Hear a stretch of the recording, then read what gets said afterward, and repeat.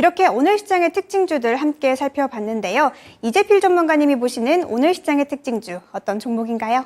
레인보우 로보틱스입니다. 네, 레인보우 로보틱스 들고 와주셨습니다. 삼성전자의 투자 관련해서 주가가 300% 넘게 오르기도 했던 종목인데 현재는 약간 고점 대비해서 주가가 내려온 종목이거든요. 이 특징주를 꼽아주신 이유 함께 들어볼까요?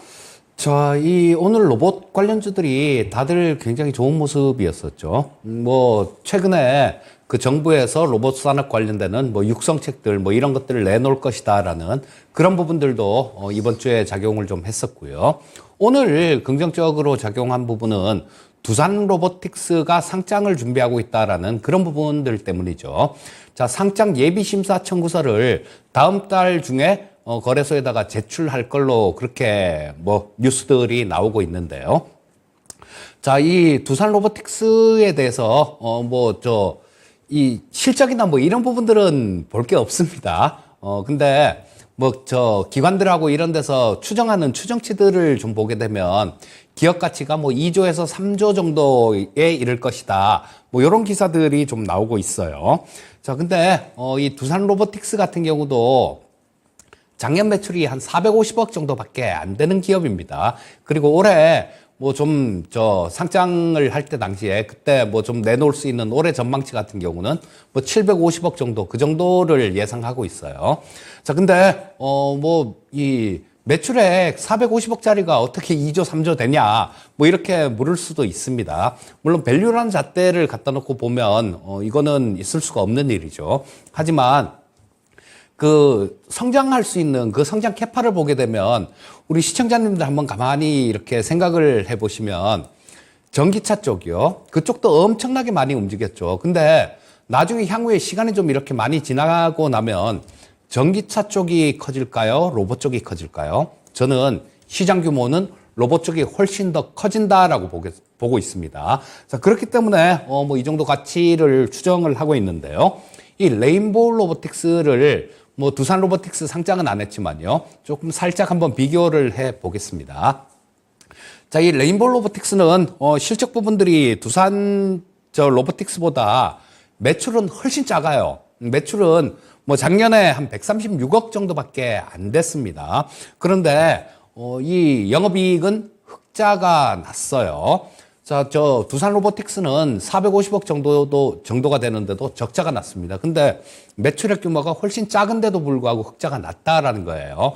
이 부분이 의미하는 거는 수익성이 훨씬 좋다라는 걸 의미하는 거고요. 자, 이 레인보우 로보틱스의 경우에는 과거에 영업에 별로 신경을 안 썼어요. 그러다가 상장되고 난 다음에 주주들 눈치도 보고 그래야 되니까 이제 그때부터 협동 로봇이나 이런 쪽에 조금 치중을 하면서 이 영업이익을 흑자로 전환시켰는데요. 그렇기 때문에 제대로 된 이렇게 만들 수 있는 제대로 된 공장 자체가 없었습니다. 하지만 2021년도 말에 기관들을 상대로 전환사채 발행한 것들 이런 것들로 공장을 건설을 하고요. 또 올해 초에 삼성전자에 3자 배정 유상증자를 한 게 있죠. 그런 자금들로 공장을 건설을 할 겁니다. 자, 그렇다면 수익성들 같은 경우는 훨씬 더 좋아질 거고요.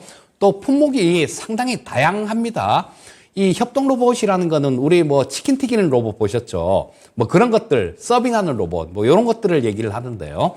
이 레인보우 로보틱스의 경우에는 품목도 훨씬 다양한 게 천문 관측하는 그 천문 커넥터 같은 것들, 이런 것들도 좀 만들고요. 그리고 우리나라에서 이족 보행 로봇을 만들 수 있는 로봇에서는 레인보우 로보틱스 밖에 없습니다. 그리고 또 다른 부분들도 있는데요. 뭐냐 하면 작년에 현대로템하고 계약 체결한 부분들이 있어요. 그 사족 보행 로봇, 그러니까 로봇계라고들 얘기를 하죠. 그걸 이용해서, 그게 이 레인보우 로보틱스의 플랫폼입니다. 근데 그걸 이용해서 군용으로 개발하는 부분들, 이런 쪽에 대해서도 MOU를 체결을 했습니다. 자, 그렇다면 향후에 이 실적들이 좀 좋아질 수 있는 부분들은 훨씬 더 다양한 그런 품목들 때문에 훨씬 더 유리하다라고 봐야 될 것 같고요. 자, 지금 이 레인보우 로보틱스의 가장 큰 장점이다라고 얘기할 수 있는 거는 핵심 부품들을 다 내재화를 했다라는 거예요. 지금 뭐 만들고 있는 그 부분들은 일단은 거의 대부분을 이 레인보우 로보틱스 자체 내에서 만들고 있기 때문에 지금 감속기 하나 좀 사다 쓰는데요. 이 감속기까지 개발을 완료했습니다. 그러니까 이제 공장만 지으면 핵심 부품들 전부 다 자기들이 만든다라는 거예요. 그래서 협동 로봇들 뭐 이런 것들 내놓는 거 두산 로보틱스가 뭐 올해 뭐 한 2천만 원 정도 되는 거 그거를 내놓는다 그래요. 치킨 튀기는 로봇 그런 거 얘기하는 겁니다. 근데 이 원가 경쟁력이 레인보우 로보틱스가 훨씬 뛰어나기 때문에 기업 가치로 봐서는 이 레인보우 로보틱스가 저는 매출을 볼 게 아니라 수익성 부분들, 갖고 있는 기술들 이런 것들을 볼 때는 레인보우 로보틱스가 높아야 된다라는 생각이에요. 그리고 레인보우 로보틱스는 삼성전자가 투자를 한 회사잖아요. 그리고 지금 대주주들 갖고 있는 물량들 이런 것들도 콜옵션 거래를 통해서 삼성전자가 언제든지 뭐 주식 삭개라고 그렇게 의사를 표명하면 바로 넘어갈 수 있는 그런 부분들이 될 겁니다. 요거는 사실상 인수 절차라고 보고요. 그렇다면 삼성전자하고 관련해 있는 이 로보틱스가 훨씬 더 큰 그런 프리미엄을 받아야 된다는 생각이에요. 자, 보시면 지금 차트를 좀 보시게 되면 딱 찍었죠. 지금 22평선이 강하게 이렇게 하락하고 있다가 62평선 근처까지 좀 이렇게 내려왔는데요. 이제 또 좀 옆으로 이렇게 횡보를 하면서 좀 이 22평선 자체도 위쪽으로 이렇게 돌아 나오는 모습입니다. 그래서 이런 부분들 같은 경우는 기술적으로도 상당히 좋은 그런 모습이다라고 볼 수 있을 것 같고요. 자, 이런 쪽 좀 많이 조정을 받은 쪽을 매수하면 좋은 이유가 명확해집니다. 자, 저 위에 올라간 종목을 쫓아갔을 경우에 손절가가 어떻게 될지 이 부분에 대해서 정하기가 굉장히 힘들어요. 하지만 이렇게 눌림목이 있는 이런 종목들 같은 경우는 지금 뭐 레인보우 로보틱스를 예를 들면 103,718원에 62평선이 있네요.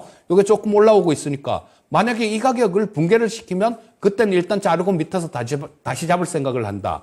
뭐 이런 식으로 접근을 하면 굉장히 리스크 관리도 되고요. 상당히 좀 좋은 측면이 많으니까 레인보우 로보틱스에 대해서도 뭐 꾸준히 앞으로 계속 좀 관심을 가져보시면 좋겠습니다. 네, 특징주 레인보우 로보틱스 함께 만나봤습니다.